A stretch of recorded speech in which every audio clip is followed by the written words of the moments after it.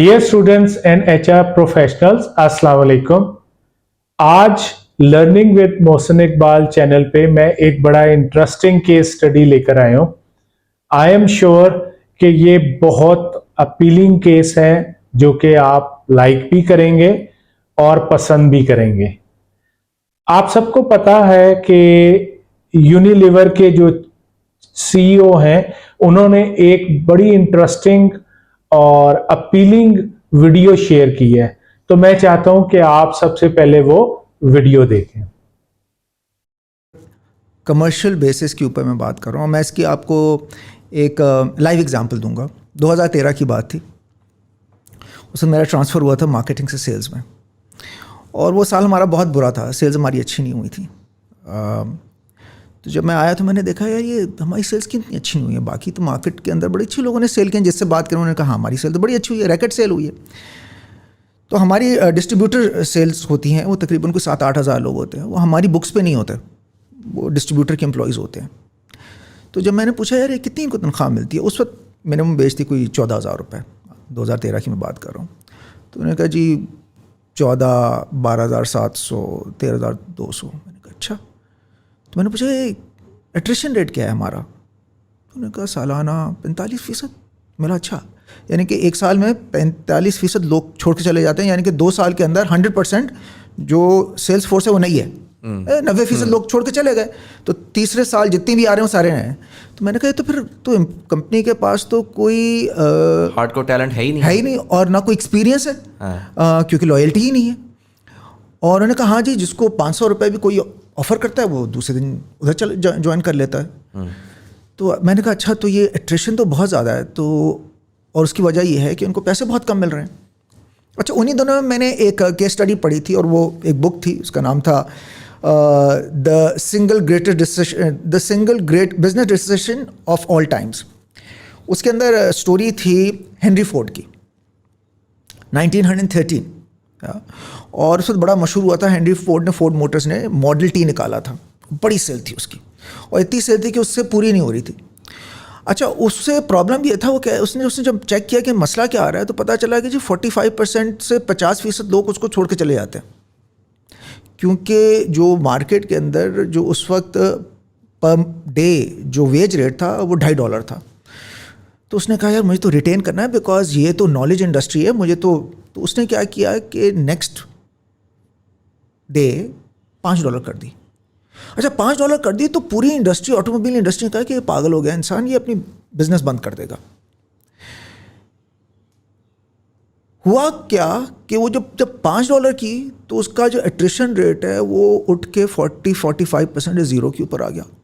उसका एक्सपीरियंस लोगों का बढ़ गया, और उसकी प्रोडक्टिविटी छत से लग गई, और model T became the highest selling model in 1915 as a consequence, because और he made that year $10 million।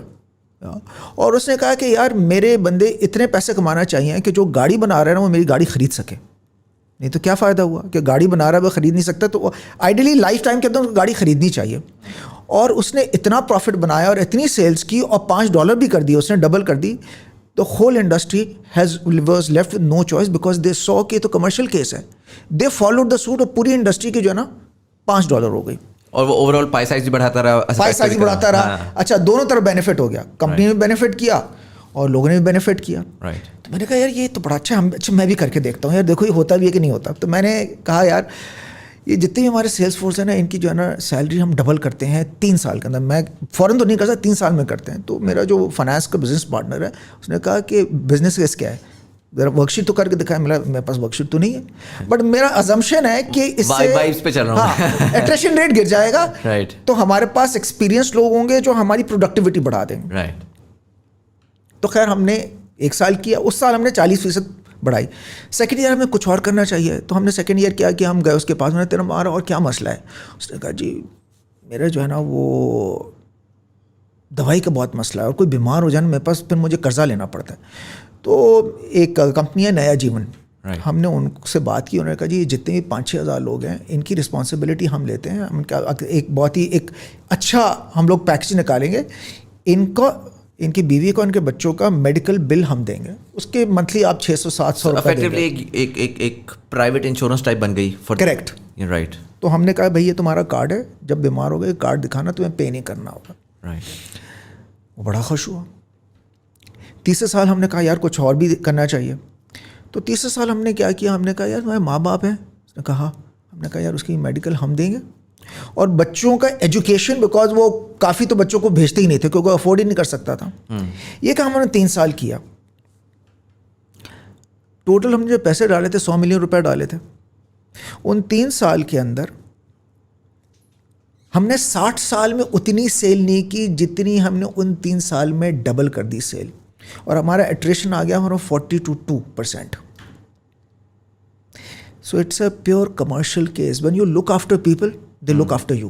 और वो डेडिकेटेड होते हैं, they bring the best to the work place, because उनके जितने भी परेशानियां, अब आपने कहा यार तुम्हारी परेशानी मेरी परेशानी है, तुम्हारा खर्चे अखराजात हो गए, तुम्हारे सेहत का ख्याल हो गया, तुम्हारे बच्चों की पढ़ाई हुई है, तुम्हारे माँ बाप की दवा हो गई। और हमने ये देखा कि यार ये तो बड़ा ज़बरदस्त बिजनेस मॉडल है, इट वर्क्स। जी व्यूअर्स, आई एम श्योर आपने ये वीडियो देखी होगी और बड़ा मजा आया होगा। तो देखें किस तरह उन्होंने एम्प्लॉइज को सेटिस्फेक्शन दी, ओनरशिप लेके दी, उनके लिए केयर की, और देखें कि वो एम्प्लॉइज ने उनको कितने आउटस्टैंडिंग रिजल्ट्स दिए हैं। तो यही वो चीज है जो कि हम सब कंपनीज में अप्लाई करना चाहिए। इसी केस स्टडी की तरह मैं आपसे अपनी पर्सनल एक्सपीरियंस शेयर करता हूं, और आई एम श्योर कि आप भी ये सुन के बड़े लुत्फानंदोज होंगे। मुझे याद है कि अपने कैरियर के शुरू में जब मैं एक जगह इंटरव्यू देने गया, तो क्योंकि मैंने अपना कैरियर अभी स्टार्ट किया था, तो मैंने बेशुमार बुक्स, डेफिनेशंस और सारी चीजें पढ़ने के बाद सीवी को बड़ा खूबसूरत बनाया, और 10 ग्राम 10 ग्राम कह रहा हूं, वो 90 ग्राम पेपर होता है, उस पे प्रिंट निकाला और मैं इंटरव्यू के लिए गया, अच्छे कपड़े पहने। तो जो मेरे साहब इंटरव्यू ले रहे थे, उन्होंने एक नजर मेरे सीवी को देखा, और अब मैं वेट कर रहा था कि वो मुझसे पूछेंगे, सवाल करेंगे। तो मुझे पूरा यकीन था कि आज तो मैं इनके हर क्वेश्चन का आंसर जो है वो दे दूंगा। तो उन्होंने कोई 2-3 मिनट मेरे सीवी को देखा, और उसके बाद उन्होंने मुझसे कहा, ये लफ्ज आज तक मुझे याद है, mister Mohsin, you take my worries, I will take yours, are you ready. अच्छा, एक यंग बंदे के लिए ये बड़े अजीब से थे कि ना कोई क्वेश्चन है ना कुछ है, तो मैं कंफ्यूज हो गया। मैंने कहा sorry sir, can you repeat it again. तो वो मुस्कुराए और उन्होंने कहा, mister Mohsin, you take my worries, I will take your worries, are you ready. The moment ये चीज मुझे क्लिक की, तो मैंने कहा यस सर। उनका सेकंड जो रिप्लाई था वो था, वेयर इज योर पासपोर्ट। यानी आप ये देखें कि उस इंडिविजुअल ने मुझे एक स्ट्रॉन्ग मैसेज दिया कि यू टेक माई वरीज।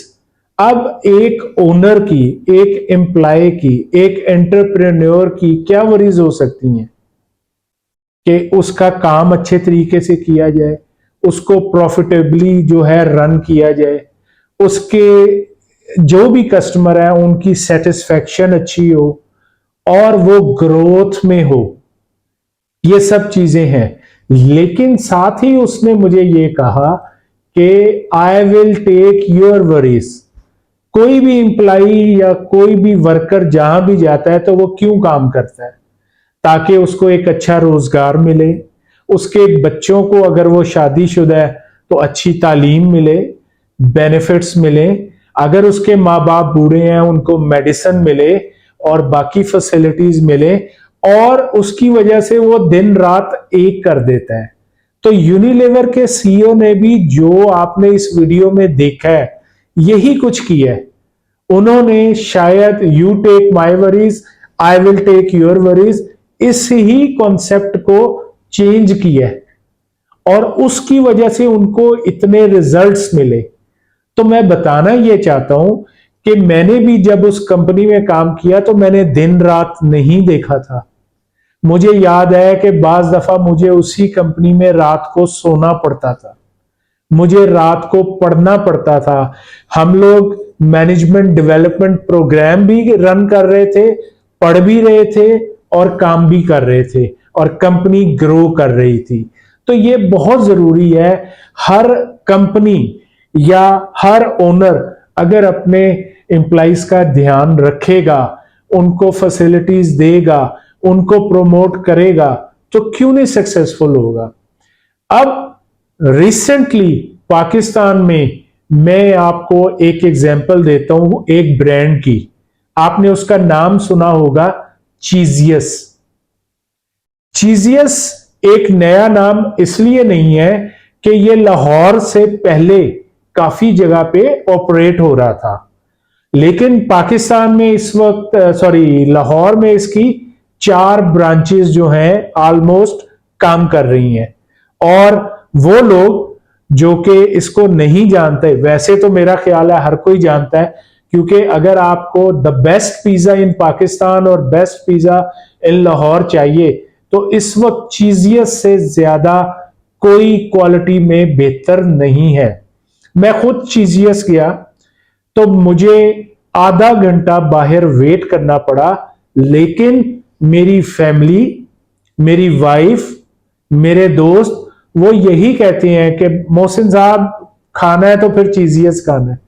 अब वो क्या वजह है कि ये एक लोकल नाम और इतनी तेजी से फ्लोरिश कर रहा है कि बाकी तो पाकिस्तान के कई सिटीज में बना ही बना है, इस्लामाबाद में भी हेड ऑफिस है, ये सब कुछ है, लेकिन with in certain limited time Pakistan में 4 इनके ऑपरेट कर रही हैं और एक जो है वो समनाबाद के करीब ऑलरेडी जो है नियर टू ओपन है।